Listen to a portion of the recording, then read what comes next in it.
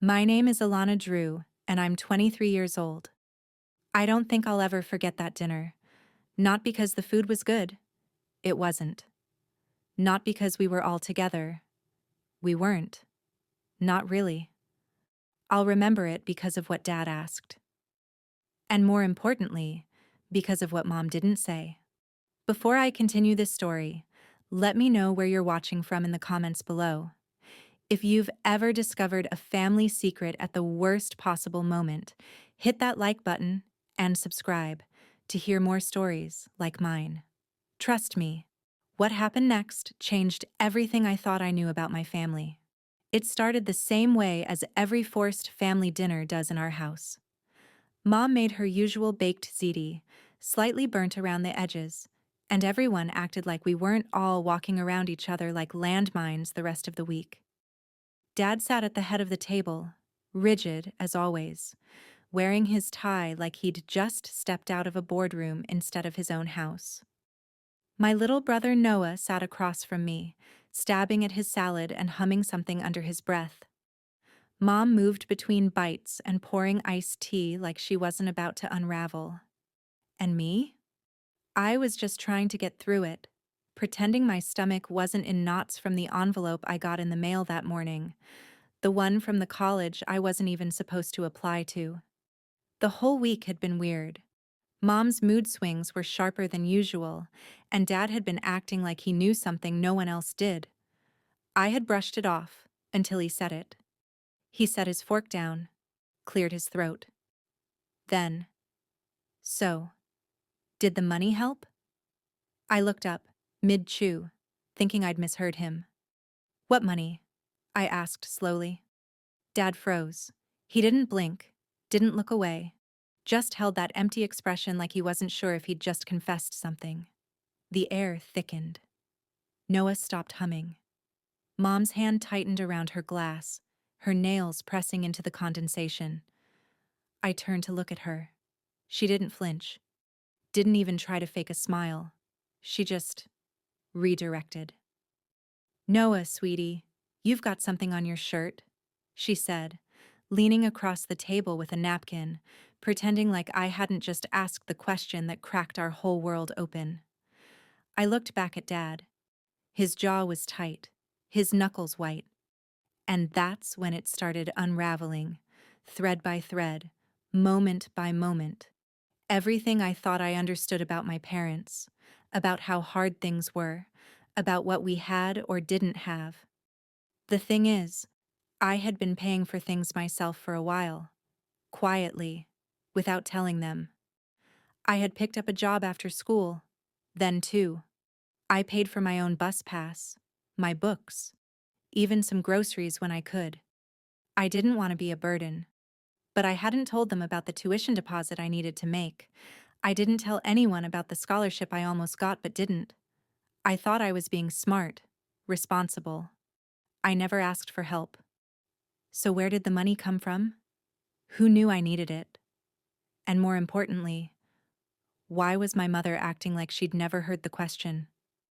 That was the moment I realized something had happened behind my back. Something big. Something they weren't planning to tell me about. And I wasn't sure if I should be grateful or betrayed. I didn't eat the rest of my dinner. I sat there in silence, picking at the edge of my napkin, my mind racing. What money? What money? The words echoed like static in my head. Dad didn't say anything else. He wouldn't even look at me now. Mom kept pretending everything was normal, like her oldest daughter's confusion wasn't hanging in the air like a gas leak waiting for a spark. After dinner, I helped clear the plates, but my hands were mechanical, my thoughts far away. I watched Mom rinse dishes like she always did, humming some old 80s pop song under her breath like the weight of the last 20 minutes didn't exist. I wanted to ask her. I wanted to shake the truth out of her. But I didn't. Not yet. Instead, I went up to my room and shut the door behind me, locked it, sat on the edge of my bed staring at my laptop. I opened the email again. Subject: tuition received. Deposit confirmed. It wasn't a scam. It wasn't a mistake. Someone had paid the $3,000 deposit I'd been saving for, stressing over, crying over. And it hadn't been me. My savings account still sat at $1,206.57. That money didn't come from a scholarship either. I checked. Twice. No grants. No mysterious benefactor. Just received. I opened the bank statement I'd requested earlier that week, from the college's payment portal. The transaction had gone through 3 days ago, paid with a Visa ending in 2123. It wasn't mine, and it definitely wasn't Dad's. He always used his stupid platinum card for everything and made sure everyone knew it, which left one person: Mom. That night, I waited until I heard their bedroom door close. Then I crept downstairs, moving like a ghost. The hallway light was off, but the soft blue glow of the microwave clock lit the kitchen just enough.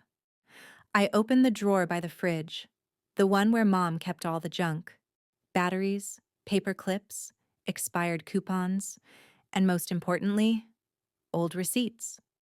I didn't expect to find anything. Not really. But then I saw it, folded in half, tucked behind a birthday card, a printed receipt from First Colonial Credit Union, a withdrawal slip, $3,000, cash, signed, Caroline Drew. I stood there holding that paper like it might catch fire. $3,000. In cash? Where would Mom even get that kind of money? She didn't work. Not anymore. Said her migraines were too much, that she couldn't take the stress of a job. Dad always grumbled about it under his breath when he thought I wasn't listening. But here was the proof. She took out that money. She gave it to someone. She lied. And then, she just sat there at the dinner table, cool as anything, letting me twist. I didn't sleep that night. I barely even blinked. My mind was spinning too fast. I started remembering things. Small, weird things. Like the night she stayed out late and told Dad she'd gone to Walgreens, but came home without a bag. Or how she suddenly told me not to worry about the FAFSA stuff and said, "Let's just see what happens." Or how, a few months ago, I found a manila envelope in her closet with "Do Not Open" written in Sharpie. And when I asked her about it, she laughed too hard and changed the subject. I woke up the next morning with a decision already made in my bones. I needed to talk to her, but not in front of Dad. Not with Noah around. This had to be just me and her. So I waited. Waited for the right time. Or maybe just the first moment I had her alone. I didn't have to wait long. That afternoon, I heard her in the backyard, trimming the hydrangeas in her garden gloves. I walked out there quietly, my heart beating out of rhythm. She didn't look up when I approached. "Mom," I said flatly. She froze for half a second. That was all it took. She knew. I knew. And we both knew what was coming. "You paid my deposit," I said. She didn't deny it. Instead, she said, "You weren't supposed to find out." I stared at her. Then why did Dad ask me about it like he didn't know? She didn't answer. Just stared at the bush in front of her like it had done something wrong. Her hands trembled a little as she tugged at a dead bloom. I stepped closer. "Where did you get the money, Mom?" Still no answer. "I'm not a kid. You don't get to protect me by lying to me." She finally looked at me then, and her face wasn't angry. It was tired. Her eyes were rimmed red, like she'd been crying before I even got out there. "Your father wouldn't have let me," she whispered. "He said we couldn't afford it. He said college was your problem." I felt something tighten in my chest. "I sold my ring," she added quietly. "The one from our 10th anniversary. The one with the sapphire." The world blurred around me for a second. I remembered that ring. It was the only thing she ever wore that looked expensive. She used to say it reminded her she could still feel beautiful, even when things were hard. "Why didn't you tell me?" She smiled, but it was hollow. Because you would have told me not to. I didn't know what to say. The truth hit me in waves. Not just what she'd done, but what it cost her to do it. Not just the money, but the silence, the secrets, the risk of Dad finding out. She reached for my hand, her gloves still on. You deserve more than what we could give. I didn't want you thinking you had to carry this all on your own. And suddenly I realized she had been watching me all along, watching me work 2 jobs, come home exhausted, pretend like I didn't care if I got in or not. She had seen me, even when I thought no one did. But still, something didn't sit right. The secrecy. The way Dad had asked that question at dinner, like he thought he paid. There was more to this, and I was going to find out what. I didn't say anything else to Mom that afternoon. I think we both knew there wasn't much more either of us could handle in that moment. I walked back into the house with my chest tight and my mind sharper than ever. She sold her ring. To help me. Because Dad wouldn't. But then why had Dad asked if the money helped? Unless he thought he had paid. That meant he had given money to someone, and it hadn't gone where he thought. That night, I sat in my room long after everyone else had gone to bed. My lamp was the only light on in the house, casting long, soft shadows across the walls. The envelope with the receipt sat next to my laptop. The more I stared at it, the heavier it felt. Like it wasn't just a receipt, but evidence in something I hadn't yet put a name to. So I started piecing it together like a detective in a movie. I made a timeline. What I knew, what I didn't. Then I opened my messages and scrolled all the way back to March, the month I had overheard Dad arguing on the phone in his office, something about not doing handouts and principle. He'd slammed the door shut before I could hear anything else. And now, months later, here I was, wondering if he'd meant me. I opened a new browser window and searched First Colonial Credit Union branches. One popped up about 5 miles away. I knew it. I'd been there with Mom once when I was little. She let me press the buttons on the ATM. Something about that memory cracked something open in my head. She used that account before. That meant it wasn't dormant. It wasn't secret. Not exactly. But there was another layer I couldn't shake. What if Dad did give money, but to Mom, and she didn't tell him what she did with it? That would explain why he asked the way he did. Why he froze. Maybe she'd asked him for help. Maybe for groceries or Noah's school stuff. And instead, she gave it to me. That thought made my stomach turn, not because it meant she lied again, but because it meant she chose me over him. And that never happened in this house.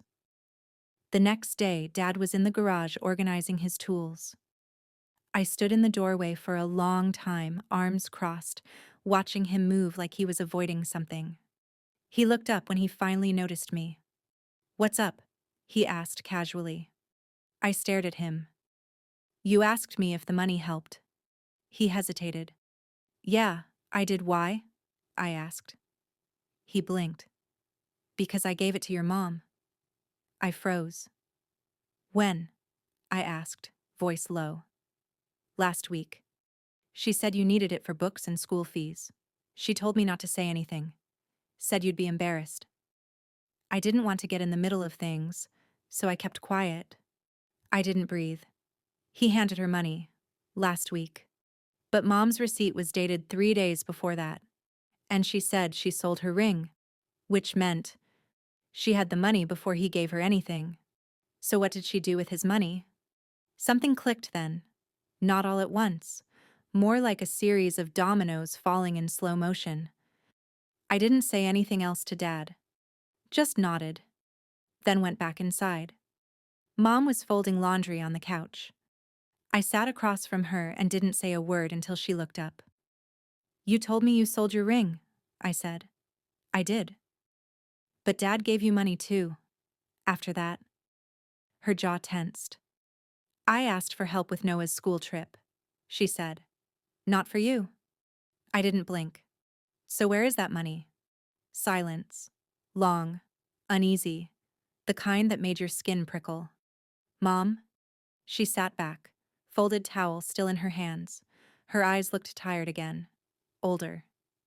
I used it to pay off a debt, she finally said. My breath caught. What kind of debt? Another pause. Then slowly, like it physically hurt her to admit it, she whispered, Not mine. I didn't move. What do you mean, not yours? She looked down. Someone helped me years ago, when things were worse than you remember. When your dad lost his job for 6 months and we almost lost the house. I never told him. I borrowed money from someone, a friend, quietly, and I never paid them back. She looked up at me now. Her voice was steadier. They called last week. Said they needed it. Said they were tired of waiting. I didn't know what to feel. Shock? Betrayal? Guilt? You gave away the money Dad thought was for Noah?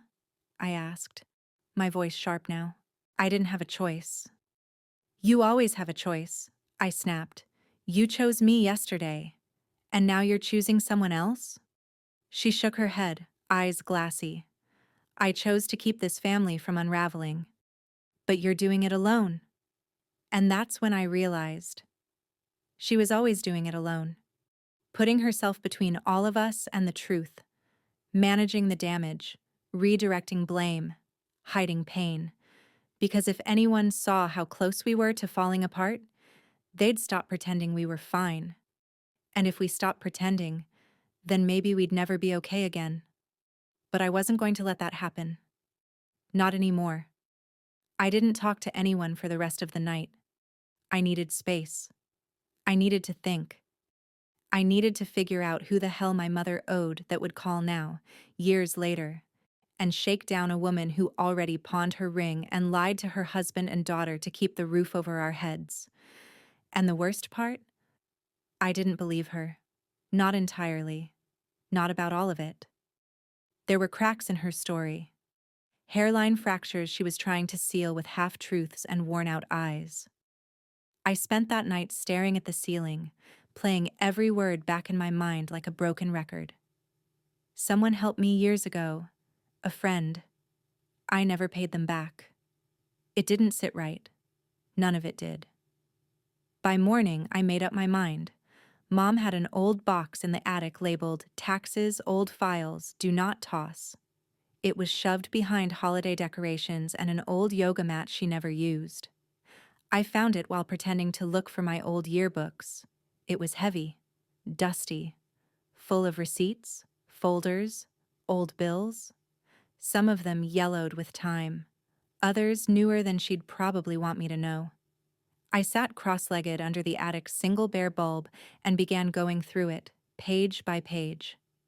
Half an hour in, I found a small stack of manila envelopes paper-clipped together. On the outside of the top one, written in all caps with red ink, Do not show Charles. My dad. I opened it. Inside was a handwritten note from someone named Nico. No last name, just a first name and a short message. It's not a gift. You said you'd pay me back. I didn't forget. You owe me $3,000. You've had enough time. I'll be in touch. N. There was a phone number at the bottom, a local area code. My blood went cold. Not because she owed someone named Nico, but because the letter was dated 6 months ago. She knew this was coming. She had time. She waited until the last second, hoping, what? That he'd forget? That he'd vanish? Or maybe she knew he wouldn't. I didn't confront her right away. I wanted to know who he was first. So I called the number. It rang twice before a voice answered. Low, smooth, too familiar. Yeah? I didn't know what I expected, but it wasn't what I got. He sounded young. Maybe mid-30s at most. Not old, not creepy. Just detached. Businesslike. Hi, is this Nico? I asked. He paused. Who's asking? I hesitated. This is Caroline's daughter. Another pause. Longer this time. Did she give you my number? No, I said. I found it. A quiet sigh on the other end. Then, she didn't tell you the whole story, did she? My chest went tight. No, I said honestly. He let the silence sit for a beat. Then, she came to me years ago, told me your dad got laid off, told me she couldn't get a loan without it coming back on his credit, asked if I could help her privately. I gave her what I could. No contract, no interest, just a promise. Why? I asked. Were you friends? He laughed, but it was bitter. Sad. No, he said. Not really. That answer stuck in my throat like glass. I swallowed. Then what were you? Another pause. Then he said something that split my thoughts wide open. Ask her who I am. She'll either lie or she'll break. Either way, you'll know. He hung up. I stared at the phone, cold fingers trembling. That wasn't a loan. That was leverage. That was a secret.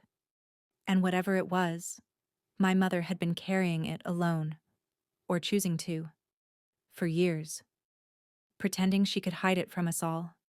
But Nico wasn't just some guy who floated her a check. He was something else. Something I was finally ready to uncover.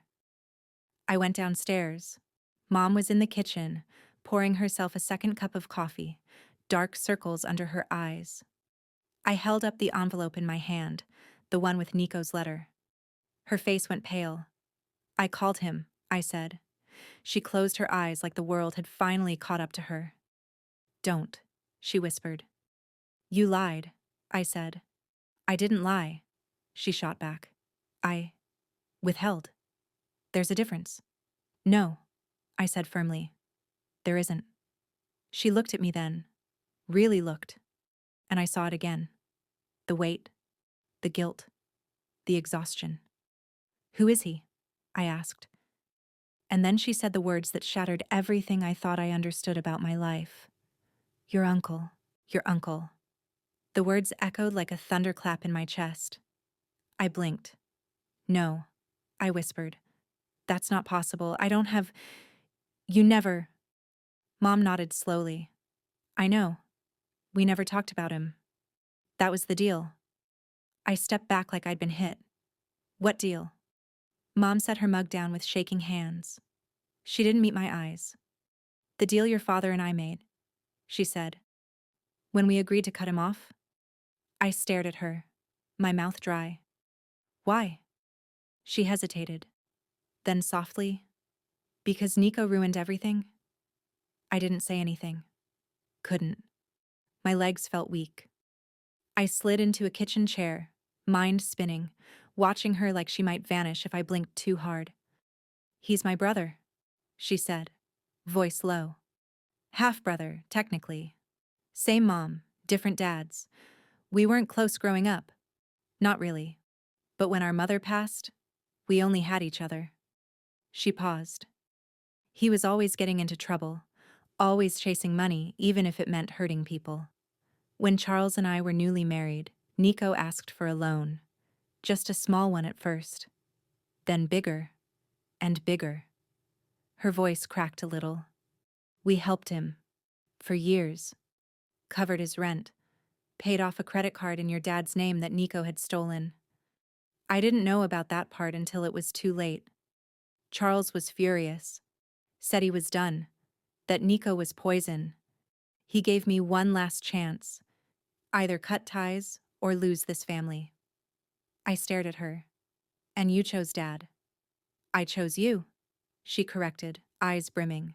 You and Noah. I didn't want you raised around that kind of chaos. So I told Nico we were through. That was 17 years ago. She sat down across from me, hands trembling in her lap. I thought it was over, she said.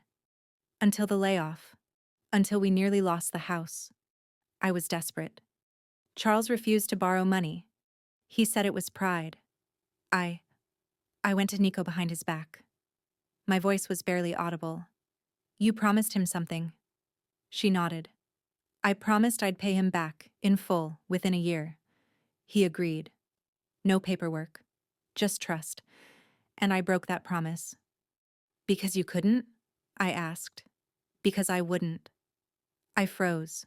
She wiped her eyes. I started to think maybe Nico liked having something over me, that maybe he never expected to be repaid, that the debt itself was the power. That reminded me of what Nico had said. Ask her who I am. She'll either lie or she'll break. He knew she would break. She'd already been breaking for years. Later that night, I couldn't sleep. Again. I lay in bed, staring up at the ceiling, wondering how many of my memories had been built on lies my parents agreed to keep alive. The house, the marriage, the silence. I couldn't stop thinking about Dad. He didn't know. Not about the money. Not about Nico. Not that Mom had broken their agreement 17 years after swearing she never would. The next morning, I found Dad in the garage again, tightening bolts on Noah's bike. I stood at the door and took a breath. Dad, I said, I need to talk to you. About Nico. He froze. His wrench clattered to the floor. He turned slowly. His face was a war zone of emotions: confusion, anger, fear. What did you say? I know who he is, I said. Mom told me. Silence. He stood slowly, wiping grease off his hands. He looked older than I'd ever seen him. She told you? He said, voice hollow. She didn't have a choice. He shook his head. That man doesn't exist to me. Well, I said, he exists to her. Dad's eyes narrowed. What did she say? She said she broke the deal. He looked away. And I think you already knew something was wrong, I added. That's why you asked about the money. He clenched his jaw, said nothing. Dad, she was desperate. She did it for us. No, he said sharply. She did it for her guilt, for trying to make up for every mess he ever caused. I stared at him. So you'd rather let her drown in it? He looked at me for a long moment. Then, slowly. She never told you what Nico did she? What do you mean? His voice was cold now. He didn't just steal my credit. He forged a lease in my name. Left me with $7,000 in unpaid rent and a lien I spent 4 years clearing. 4 years, Alana. That's how long it took to get my name clean again. I was speechless. I told her, he said, voice trembling. If he ever came near us again, I was gone. I'd take Noah and leave. And there it was. Not a line in the sand, but a cliff. A single secret had brought this family to the edge. And now, we were all standing on it. I didn't know what to do next, but I knew this wasn't over. Nico wasn't done, and neither was I. I didn't leave the garage right away. I watched Dad silently pick up the wrench again, trying to pretend he wasn't shaking. He had every right to be angry, but I wasn't a child anymore. And I knew, sometimes, hurt people set boundaries with fire, because water never worked. So I let him burn, and I went back inside. That evening, I called Nico again. I didn't ask permission. The phone rang 4 times before he answered. Same calm voice, like this wasn't personal at all. You're braver than she was, he said before I spoke. Don't flatter me, I said. He chuckled. So what do you want? I hesitated, then went with the only thing that felt honest. Closure. Silence. He breathed into the phone. Closure, he repeated. You want the truth, or the version your mom can live with? I want both, I said. He paused. Then meet me. One time, tomorrow, 11 o'clock, Westfield Park. Why there? Because it's where she told me never to come back. I went. I didn't tell my parents. He was sitting on a bench near the edge of the lake, wearing sunglasses and a black windbreaker. He didn't look dangerous. He looked tired, clean-shaven, like someone who still smiled at waitresses. He stood when he saw me. You look like her, he said. And a little like him. That must be weird. I'm not here to bond, I said. Right, he said. Closure. We sat. A beat passed. He pulled out a small, battered notebook from his jacket, tossed it in my lap. What's this? I asked. Everything. Every dollar she borrowed. Every time she said she'd pay. Every time I let her slide. There's even a copy of the wire transfer receipt she begged me to use so your dad wouldn't see a paper trail. I opened it. It was all there. Neat. Precise. A record of desperation. I didn't come to destroy her, Nico said. Or your dad. I came to collect what I was owed. After all these years. And now? He shrugged. I got my money. That stunned me. What? 2 nights ago, he said. Someone wired it. Full balance. From a personal account. Guess your dad found out the whole truth. I swallowed hard. So now what? He leaned back, looked at the water. Now I disappear again, like I promised her the first time. I stared at him. Why did you wait all these years to collect? He looked at me then, something raw flickering in his eyes. Because I thought she might need me. And maybe I needed her to need me. I didn't know what to say. When I got home, Mom was sitting in the living room. Dad sat across from her, arms crossed, an invisible wall between them. A suitcase sat by the door. Noah was nowhere in sight. I walked in and felt the weight of all of it pressing down. I met him, I said, breaking the silence. They both looked up. He said you paid him, I added, turning to Dad. He didn't blink. I did. You used the money meant for Noah's school trip? I used what I had left of our savings, he said, because I'd rather lose that than lose my wife to guilt. Mom covered her mouth. Her eyes filled instantly. He continued. I was furious. Still am. But we're not perfect people. We're just people who tried to survive the hard way and failed quietly. Silence. Then he looked at her, not me. I'm tired of pretending you didn't save us when I couldn't. She cried then, and he let her. It took a week to feel like things settled. Not fixed, just leveled. Dad canceled the trip to his brother's cabin. Mom wore her fake wedding ring again, a cheap band from Walgreens she'd had in a drawer since 2009. And me? I kept Nico's notebook. I tucked it into a box under my bed with the envelope Mom used to pay my tuition. Because history repeats itself when you bury it. But when you hold it close, even the ugly parts, it teaches you. My name is Alana Price, and I'm 19 years old. I don't know if my family will ever be perfect again, but we're real now. And that's more than we were before, and that's enough.